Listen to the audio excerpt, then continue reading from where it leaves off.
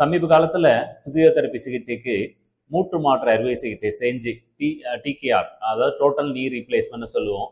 அறுவை சிகிச்சை செஞ்சு அதற்கப்புறம் ஃபிசியோதெரப்பி பண்ணி அவங்க நார்மல் நிலைக்கு வரதுக்கு நிறைய பேர் வருவாங்க. ஸோ அவங்களுக்கு பேசிக்காக ஒரு விஷயம் நான் சொல்லணும்னு நினைக்கிறேன். என்ன அப்படின்னா, ஒரு கிரேட் 4 ஆஸ்டியோஆர்த்ரைட்டிஸ் ரொம்ப கிரிப்ளிங்காக ஒரு நடையே முடியாத அளவுக்கு முட்டு ரொம்ப வளைந்த அளவுக்கு இருக்கும் பொழுது அவங்களுக்கு அறுவை சிகிச்சை ஒரு அத்தியாவசியமாகிறது. அப்போ தான் அவங்களோட டே டு டே ஆக்டிவிட்டி ஒரு வாக்கிங் நார்மலாக அவங்களோட வேலையை செஞ்சுக்கிறதுக்கு ஏஜிங்கில் ஹெல்ப்ஃபுல்லாக இருக்கும். ஸோ அந்த மாதிரி ஒரு ஸ்டேஜில் நீ ரீப்ளேஸ்மெண்ட் பண்ணும்போது, அதாவது அவங்களுக்கு மூட்டு மாற்றுன்றது பார்த்தீங்கன்னா அது எலும்பு பகுதியை மட்டும்தான் மாற்றுறாங்க.